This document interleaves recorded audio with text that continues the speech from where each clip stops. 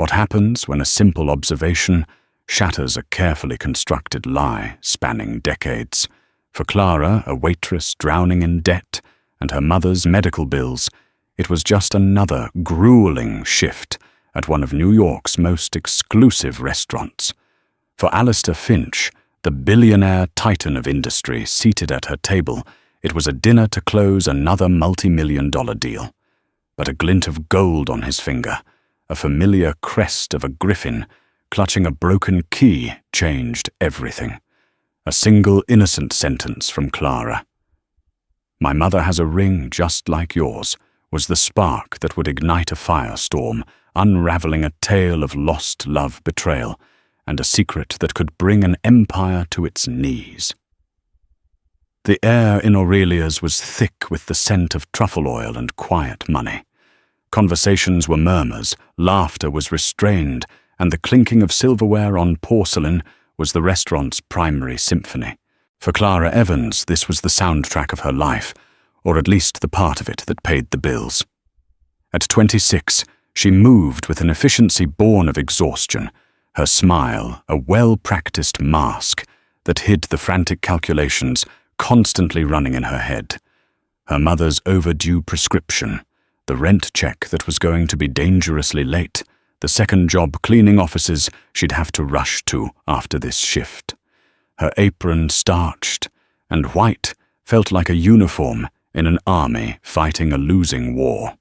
Tonight, her station included the coveted Table 7, tucked into a velvet-lined alcove that offered privacy and the best view of the city skyline. It was reserved for one man, Alistair Finch.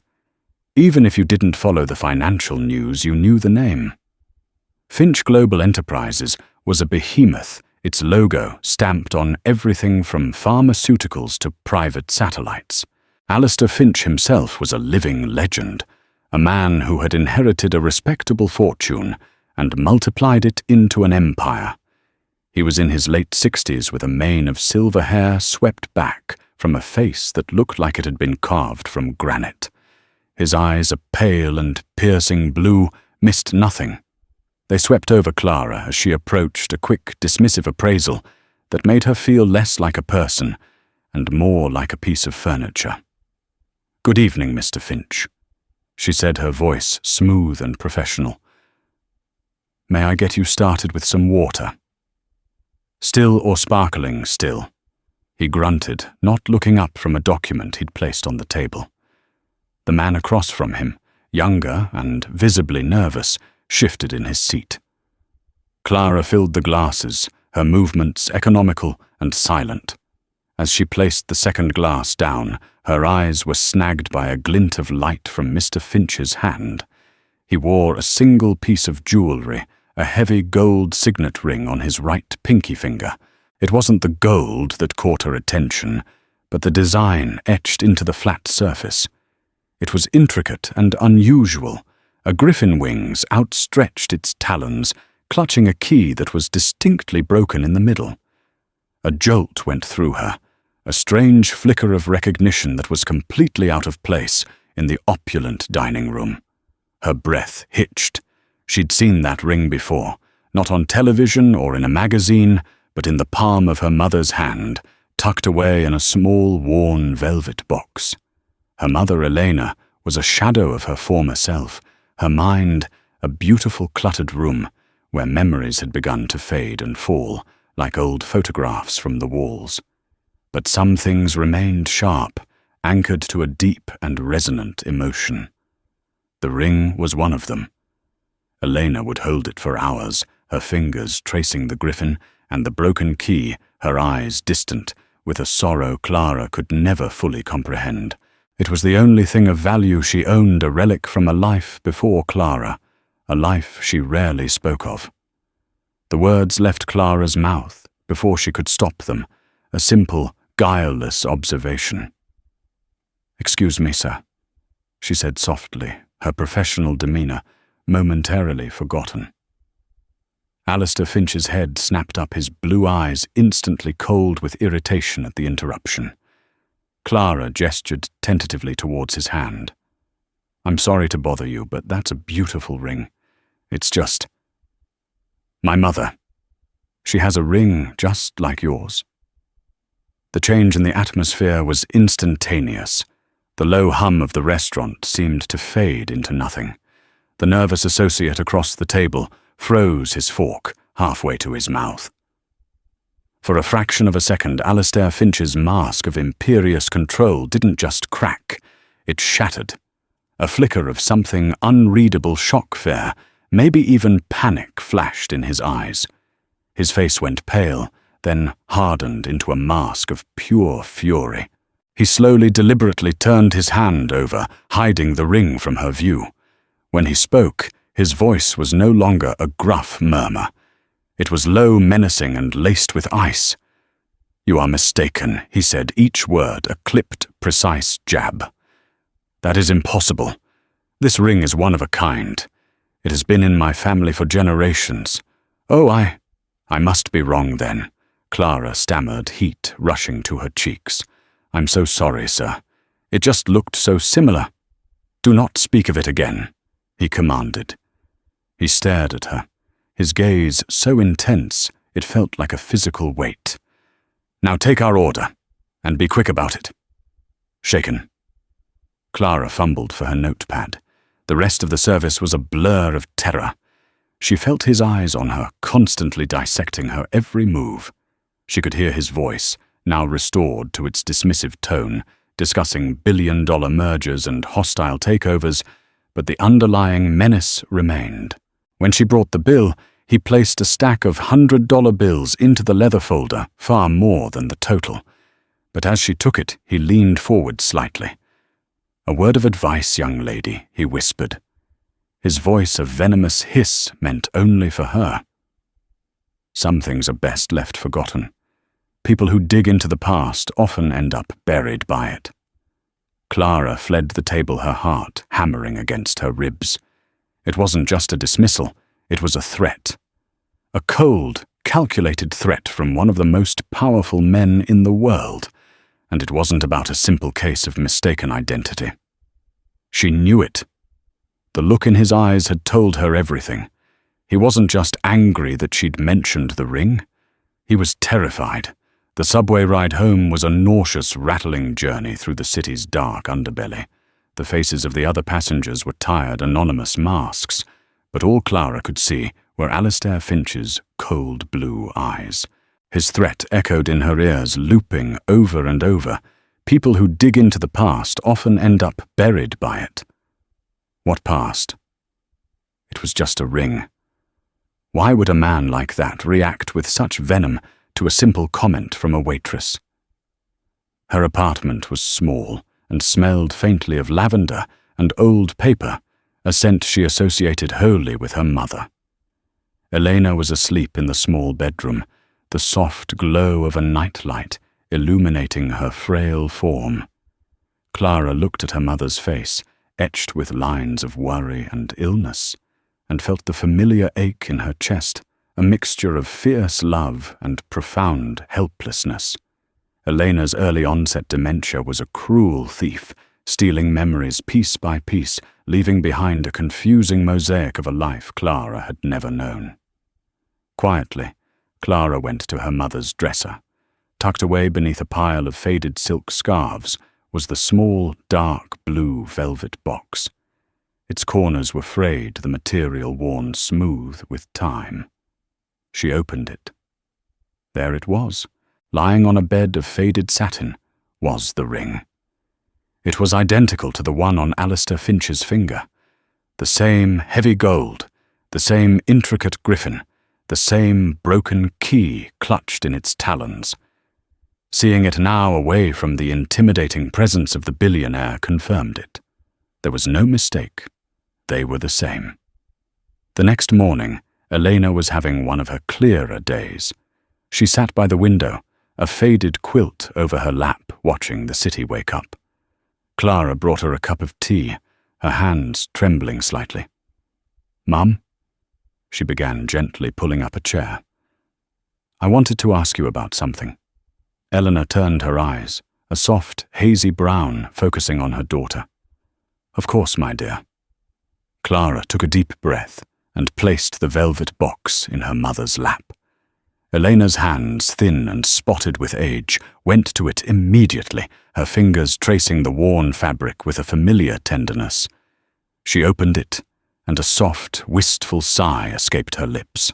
"My promise," she whispered, her voice barely audible. A promise from who Mom Clara pressed, trying to keep her tone light. "You've never told me much about it. About him." Elena's gaze drifted to the window, to a past only she could see. Her memories rarely came out as a linear story, but as fragmented sensory snapshots. He was like sunshine, she began, a faint smile touching her lips. He smelled of old books and the ocean. He had a laugh that could make the whole world feel right. She paused, her brow furrowing in concentration. "We met at a library, a grand old one with ceilings so high they touched the clouds. I was just a girl, a student. He was everything." "What was his name?" Mum Elena's face clouded with frustration. The name was a slippery thing, always just out of her grasp. It was noble, strong, like a king from a storybook. She shook her head. The Finches, his family, they didn't approve. They said I was nothing, a girl from the wrong side of the tracks with nothing to offer their dynasty. Clara's heart stopped. The Finches. Mum Clara said, her voice tight. Was his name? Alistair? Eleanor's eyes cleared for a moment, a flash of pure lucidity that was both a blessing and a curse. She looked directly at Clara, her expression sharp with a long-buried pain. "No," she said firmly. "Not Alistair. Alistair was the friend, the shadow, always watching. He was jealous. He had cold eyes, like a winter sky. The description was so precise, so visceral, it sent a chill down Clara's spine. Then who, Mum? Who gave you the ring, Edward?" She breathed the name, finally breaking through the fog. "My Edward. He gave me this. He said the griffin was his family's strength, but the broken key was for us. A secret only we could unlock. He promised he would come for me, that we would build a life together, away from his father, away from Alistair." Her burst of clarity faded as quickly as it came. Tears welled in her eyes, filled with a grief that 40 years had not managed to dull. "But he never came," she whispered, her voice breaking. "He just disappeared. They told me he was gone. Alistair came. He gave me money. He told me to leave the city, to never speak Edward's name again, or they would ruin me. I was so scared. And I was carrying you, the world tilted on its axis." Clara stared at her mother, the puzzle pieces of her life rearranging themselves into a picture she had never imagined. Her father wasn't some anonymous man who had left her mother as she had always been led to believe. He was Edward, an Edward from the powerful Finch family, or one connected to them. And Alistair Finch, the cold-eyed billionaire, had not only known her mother, but had threatened her, paid her off, and erased a man named Edward from her life. The ring wasn't just a piece of jewelry. It was a promise, a legacy, and the key to a secret Alistair Finch had threatened a waitress to protect.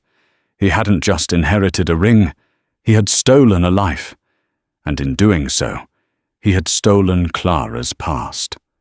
Too.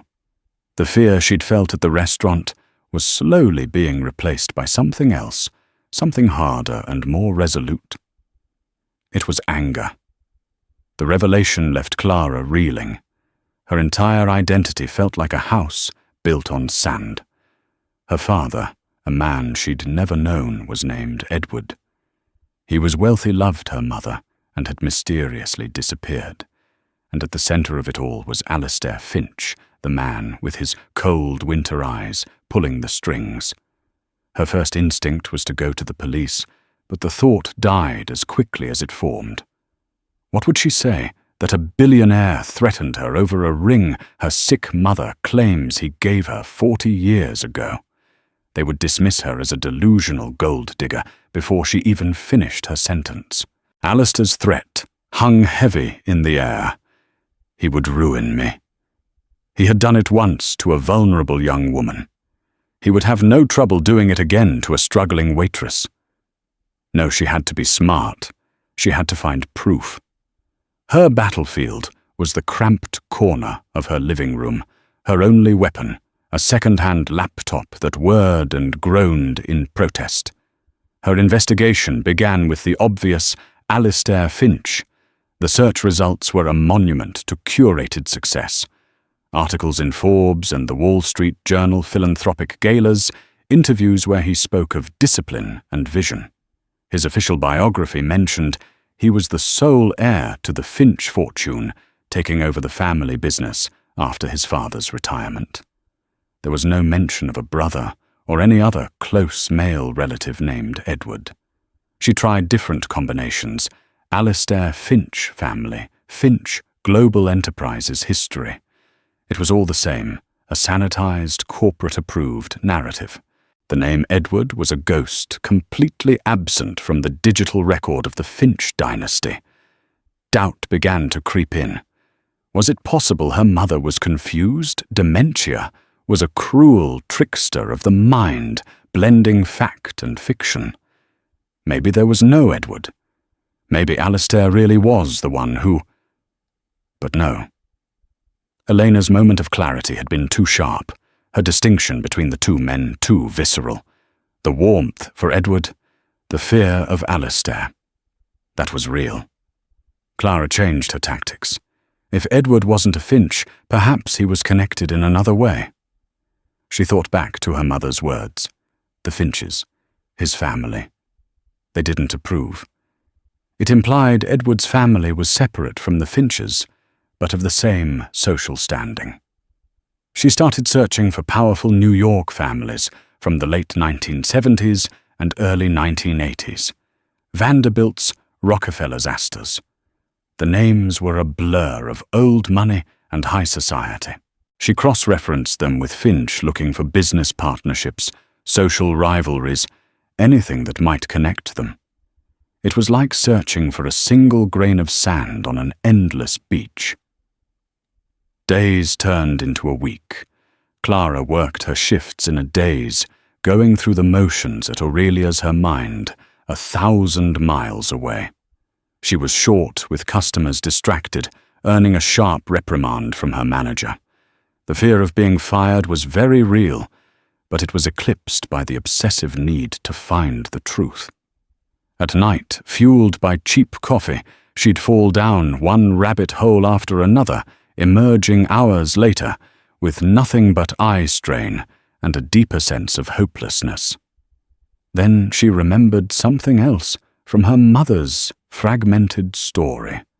We met at a library, a grand old one with ceilings so high they touched the clouds. There was only one place that fit that description so perfectly: the New York Public Library's main branch, the Stephen A. Schwartzman Building. It was a long shot, a wild guess, but it was something. She started searching the library's digital archives, looking for charity events, galas or fundraisers hosted there around the time her mother would have met Edward. She narrowed the time frame to between 1979 and 1981. Page after page of grainy black and white photos from old society columns scrolled past her screen, names and faces of New York's elite blurred together. And then she saw him. It was a photo from a 1980 Literacy Fund gala. A young Alistair Finch stood slightly to the side wearing a tuxedo and a familiar, unsmiling expression. But he wasn't the focus of the photo.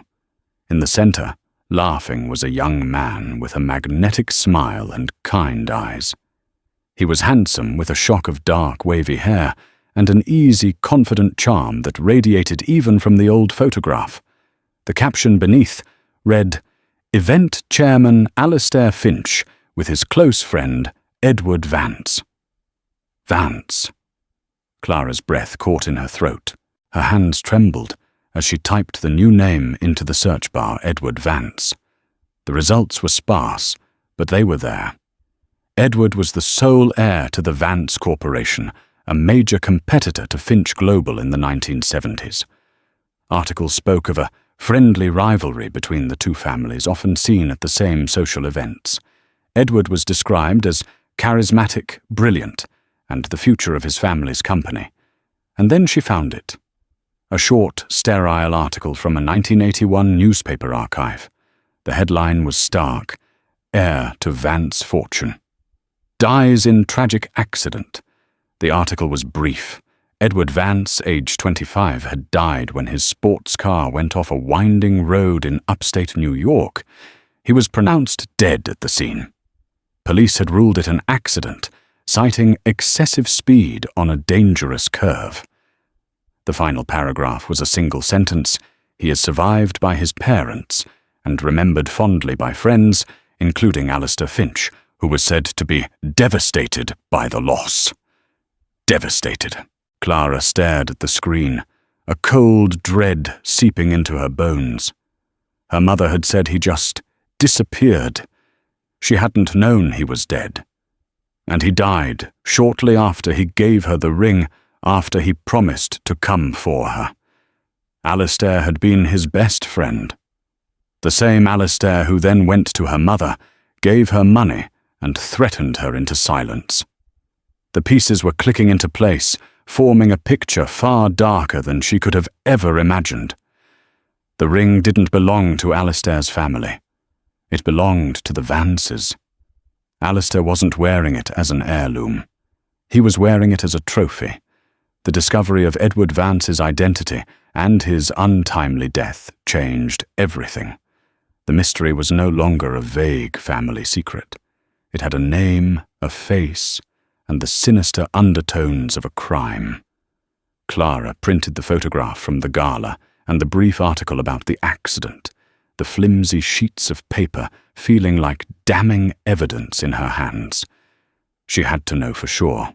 She had to see her mother's reaction. She waited until the next afternoon when the light in the apartment was soft and Elena was calm. She approached her not with questions, but with the photo. "Mum, I found this old picture from a party," she said, casually placing it on the small table beside her mother's chair. "Do you recognize anyone?" Elena picked it up, her eyes squinting to focus on the grainy image. She looked at Alistair first, and a flicker of distaste crossed her features. The shadow, she murmured. Then her gaze shifted to the smiling man in the center. The transformation was breathtaking. The fog in her mother's eyes seemed to burn away. A light came on a deep, radiant glow of recognition that made her look 10 years younger. Her breath hitched, and her hand went to her heart. "Edward," she whispered the name, a fragile, reverent thing. Her fingers traced his smiling face on the paper, her touch gentle as if she were afraid the image might crumble. "Oh, my beautiful Edward. Look at his smile." He always smiled like he knew a wonderful secret. Tears began to stream down her cheeks, but they weren't tears of confusion or sorrow. They were tears of pure, unadulterated love, resurrected from a 40-year-old memory. It was the confirmation Clara needed. This was him. This was her father. Clara's own eyes welled up. Seeing the depth of her mother's love for this man, this ghost in a photograph, made the injustice of it all feel like a physical wound. Gently she took the second piece of paper, the news clipping, and covered Alistair's face in the photo, leaving only Edward visible. "Mum, what happened to him? Why didn't he come for you?" Elena's joy faltered, replaced by the familiar storm of confusion and pain. "He promised," she said, her voice trembling. "He was going to tell his father about us, about the baby. He said nothing would keep him away." She looked down at the ring on her own finger, the one Clara had taken from the box and given to her.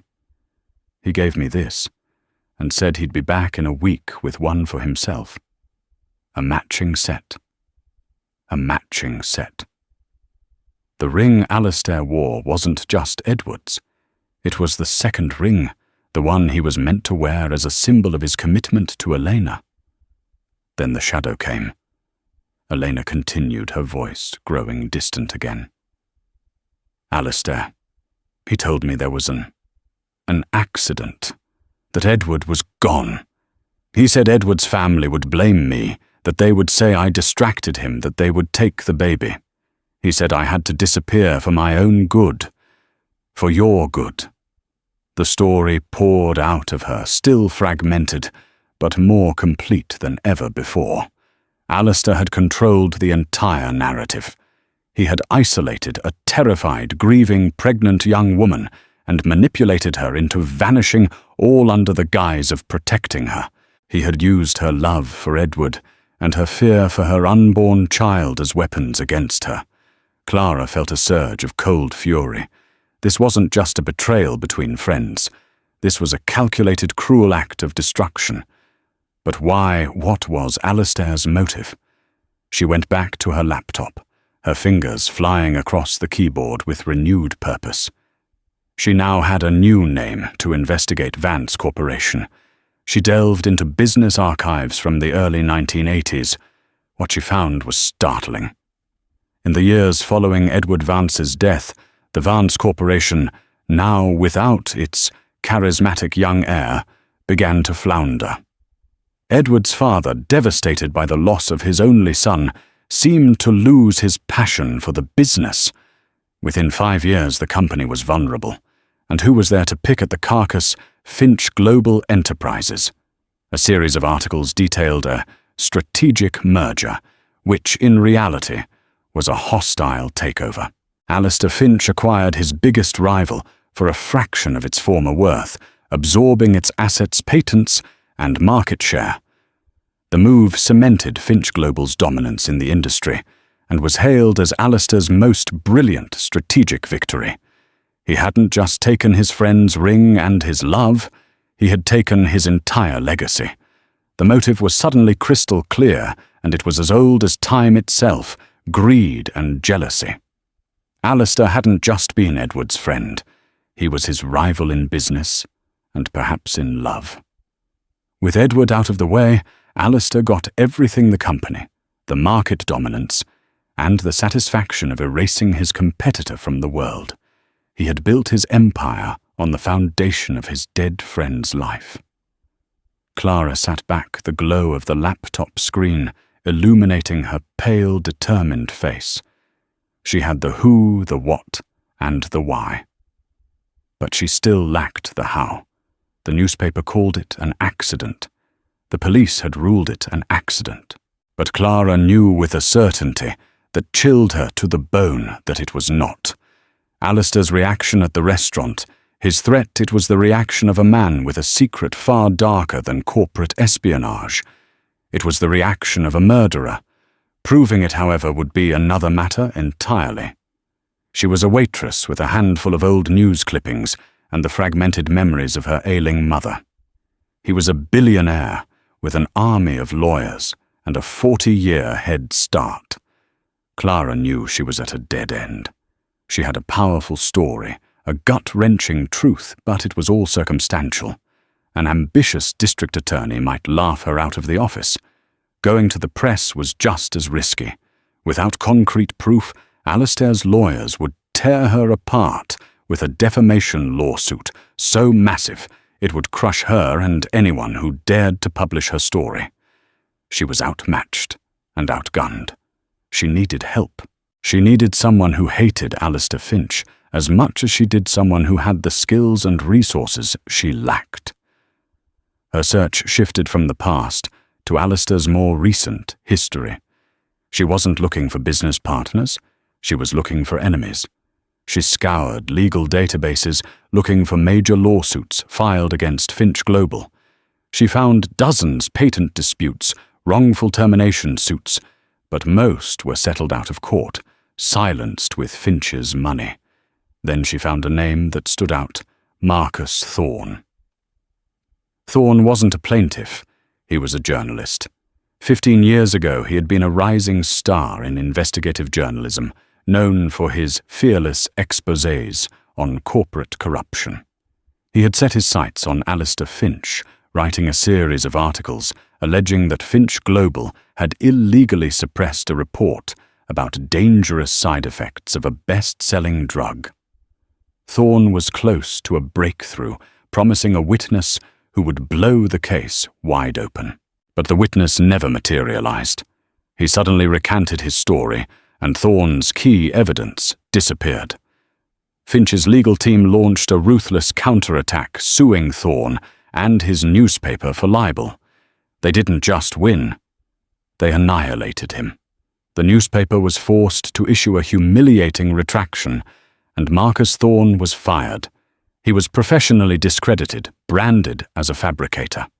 He had faded into obscurity. Clara wondered if he was still around. A quick search revealed he was. He ran a small independent blog called The Thorne Inquiry, a far cry from his former glory. It was a digital soapbox where he railed against corporate malfeasance, his posts read by a tiny handful of conspiracy theorists and old colleagues who pitied him. He was a man with a vendetta and nothing left to lose. He was perfect. She found an email address and sent a cryptic message. I have information about Alistair Finch. Information that goes back to Edward Vance. I can prove you were right about him. 2 hours later, she got a reply. It was a single line, 8 p.m., the Drunken Scholar pub, corner of 10th and Hudson. Come alone.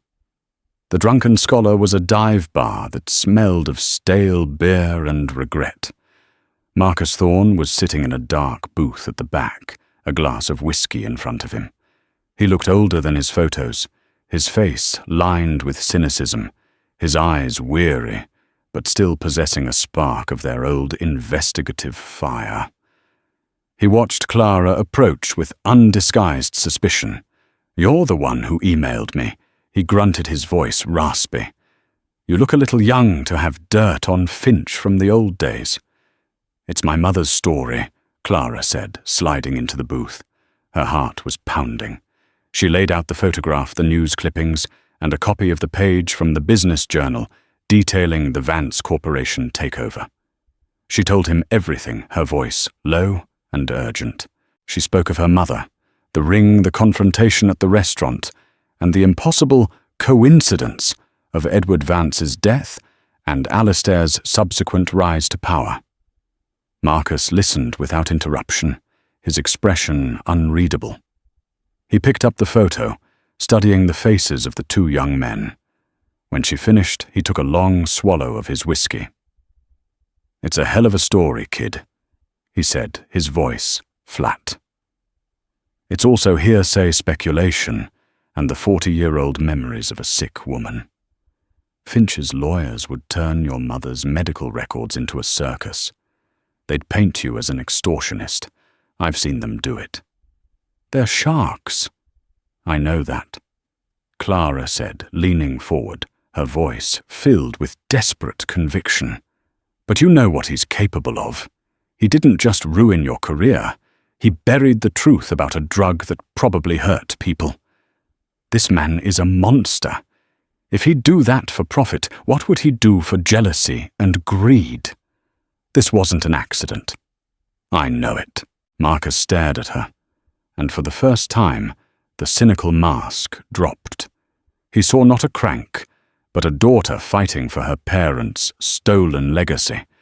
He saw the same fire and conviction he himself had once possessed before Finch had extinguished it.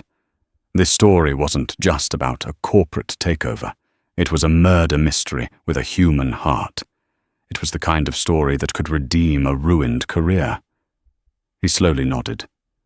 "Okay," he said, a new light in his eyes. "Okay, but we can't go after him with this. We need more. We need a crack in the official story. The police report on the accident, the coroner's report, an eyewitness. Something concrete that proves the official narrative is a lie." He leaned back, his mind already working, the old investigative instincts kicking in. Finch is meticulous. He would have covered his tracks. But 40 years is a long time. People retire. People get guilty consciences. Loyalties fade. He looked at Clara, a grim smile on his face. Alistair Finch buried your father's past. Let's go dig it up. The partnership between the determined waitress and the disgraced journalist was an alliance forged in the shadows. Marcus, revitalized with a purpose he thought he'd lost forever, began to pull on the threads of the past with a practiced hand. He still had a few old contacts, grizzled veterans in law enforcement and city records, who owed him favors from his glory days. His first target was the official police report on Edward Vance's car crash. After a week of calling in favors, a thick manila envelope arrived at his apartment. Inside were scanned copies of the original files from 1981, yellowed and smelling of dust.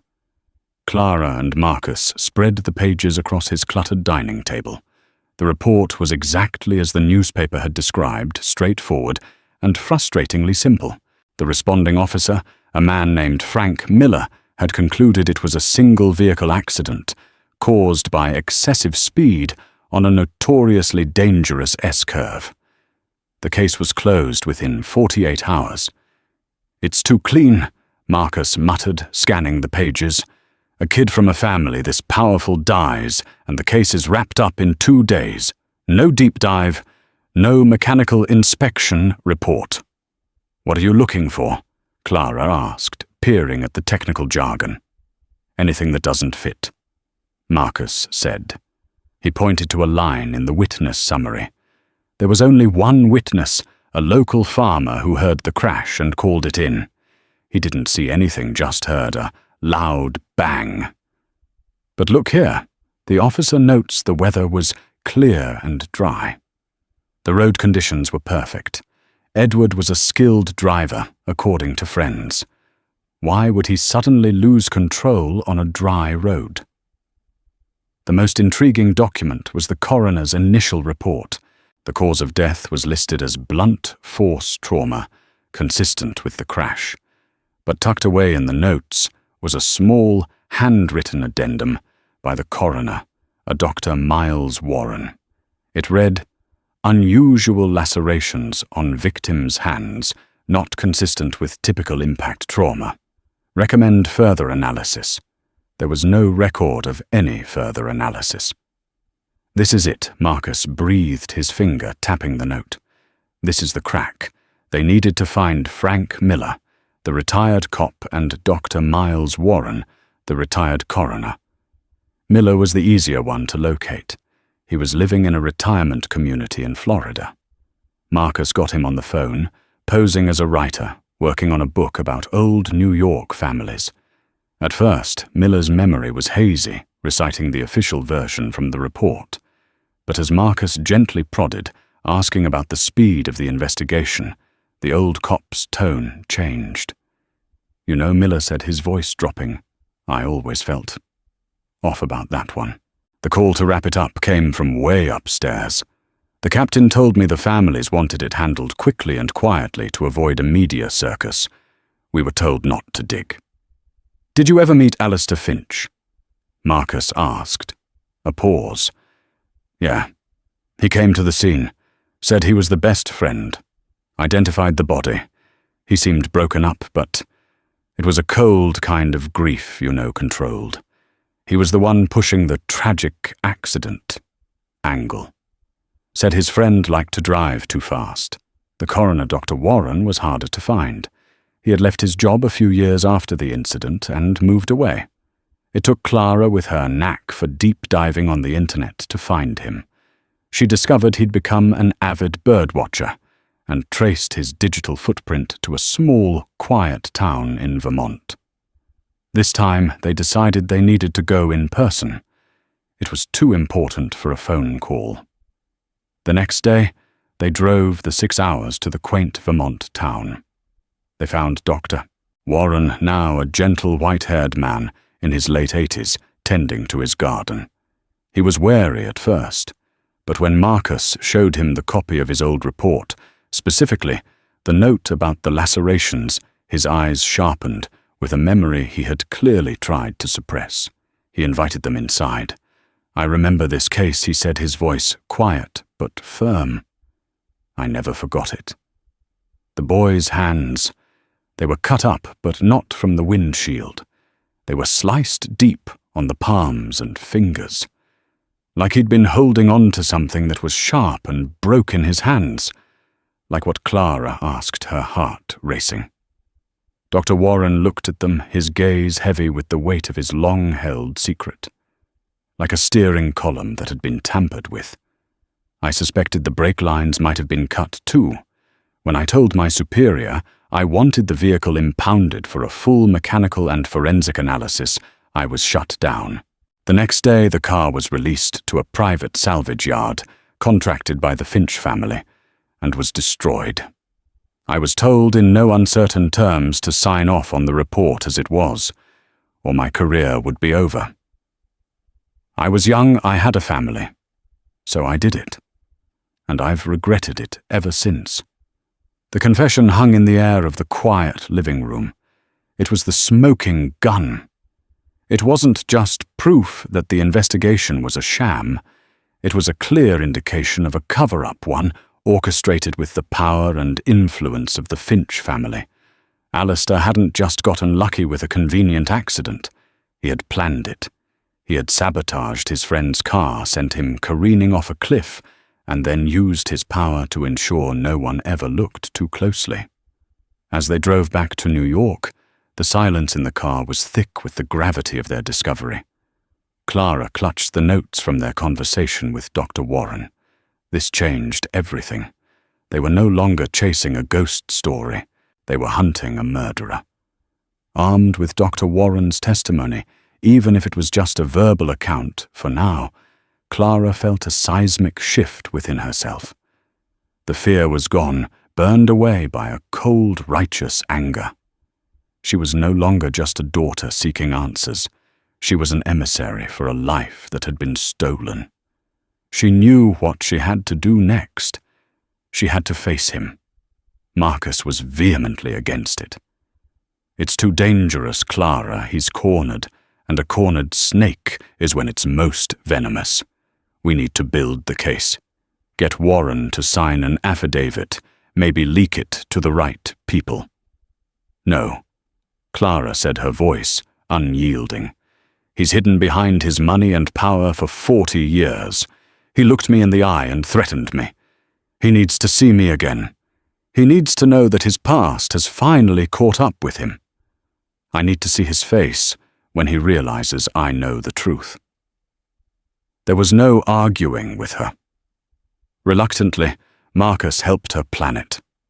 They couldn't just walk into Finch Tower. They needed a way to get past the layers of security and gatekeepers. Clara's waitress uniform, her symbol of invisibility, was now her Trojan horse. The next day she put on her crisp white shirt and black apron, but instead of going to Aurelia's, she took the subway to the financial district. She walked into the gleaming, monolithic lobby of Finch Tower, carrying a high-end paper bag from a fancy cafe.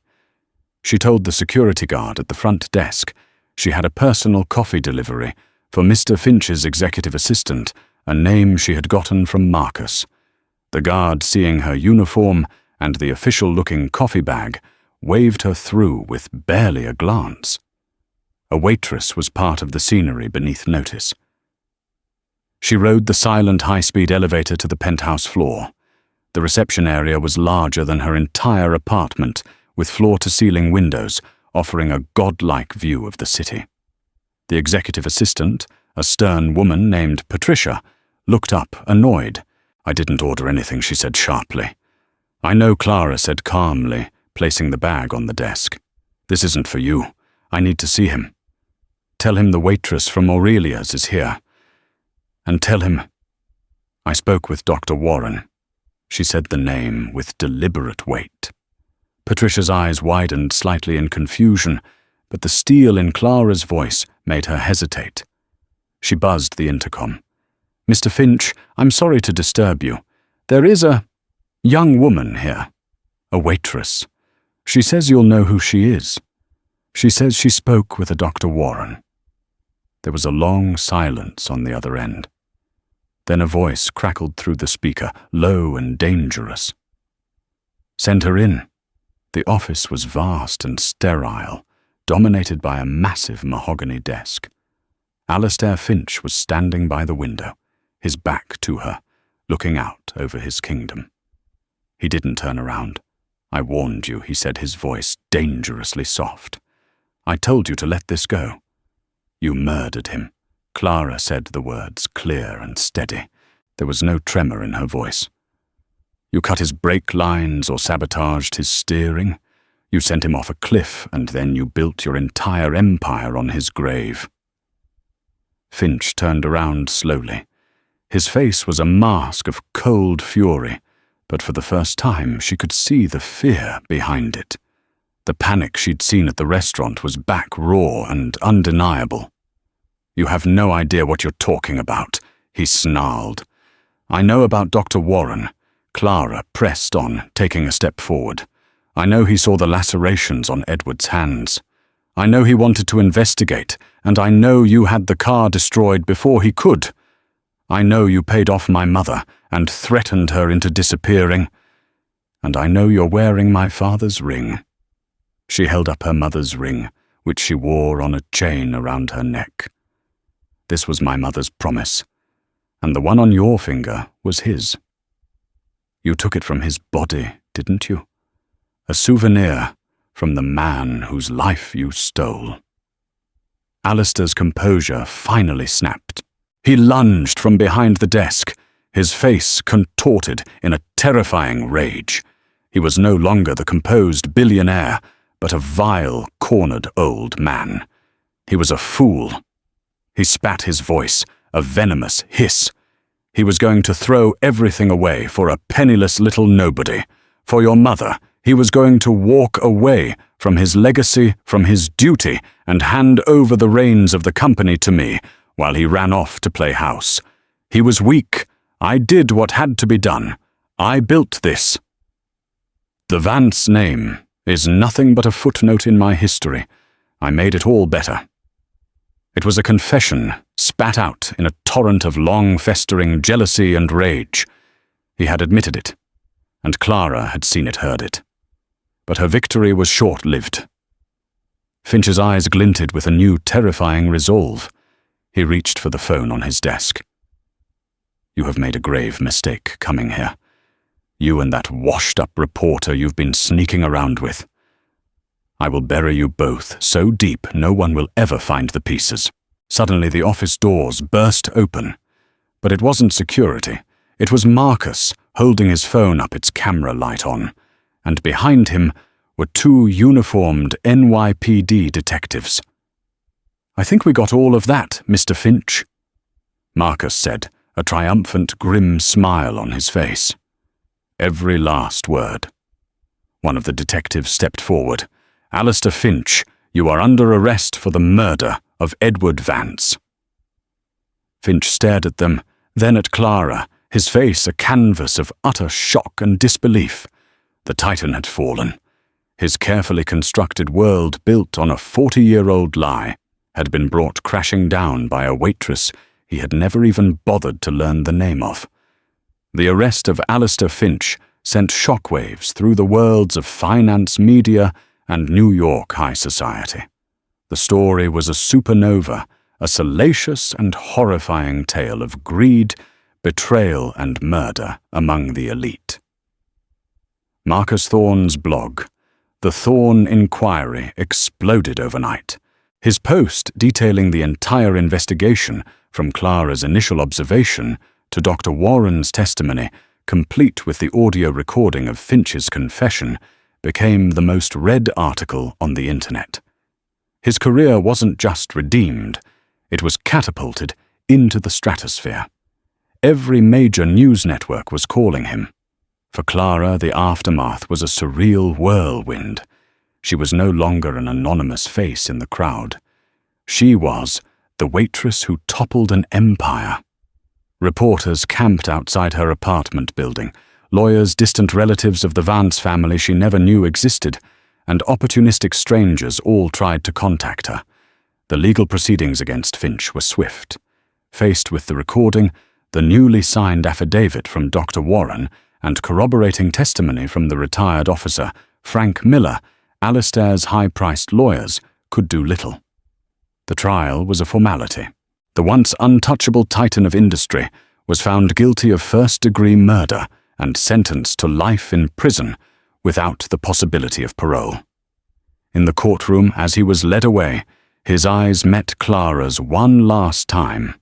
They held no remorse, only a hollow, bottomless hatred. But Clara's fight wasn't for revenge. It was for her parents. With the truth now public, the Vance family's estate, which had been absorbed by Finch Global, became the subject of a massive legal battle. DNA tests easily proved that Clara was Edward Vance's daughter. The courts began the arduous process of untangling the Vance assets from the now crumbling Finch empire. Clara was declared the sole rightful heir to the Vance fortune. It was a staggering sum, more money than she could comprehend. But it was never about the money. It was about the name. It was about legacy.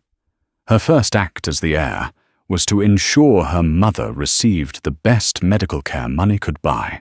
She moved Elena from their small apartment to a beautiful private care facility with serene gardens and the top neurological specialists in the country.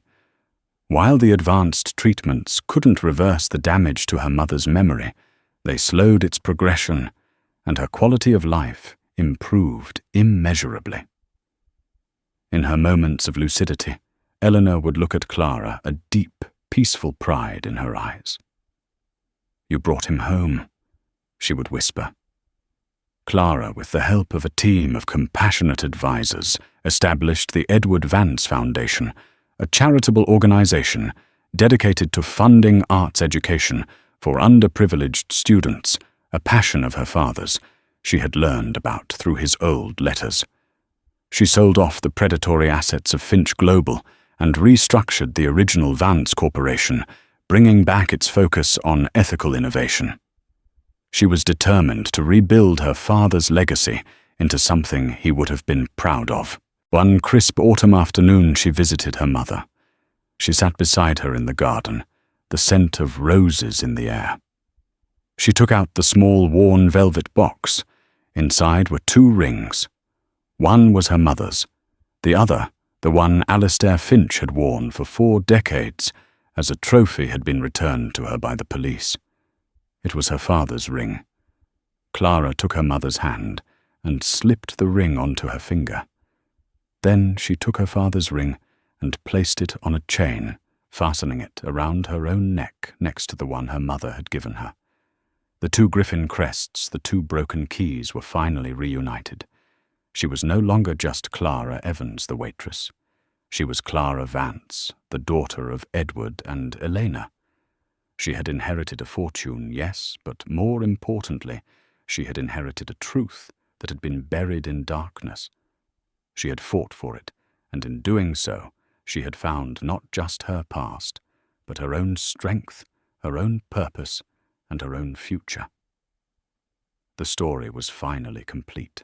This story reminds us that, beneath the surface of our ordinary lives, there are extraordinary connections waiting to be discovered. It shows how one small act of observation, one moment of courage, can unravel decades of lies and bring a powerful evil to justice. Clara's journey wasn't just about uncovering a secret. It was about reclaiming a stolen identity, honoring a lost love, and proving that truth, no matter how long it has been buried, will always fight its way to the light. Her story is a testament to the fact that you don't need to be powerful or wealthy to change the world. You just need to have the courage to speak up when you see something that isn't right. If this story of resilience, justice, and the unbreakable bond of family moved you, please take a moment to hit that like button. Share it with someone who loves a story where the underdog triumphs. And don't forget to subscribe to our channel for more dramatic stories that will keep you on the edge of your seat. Thank you for listening.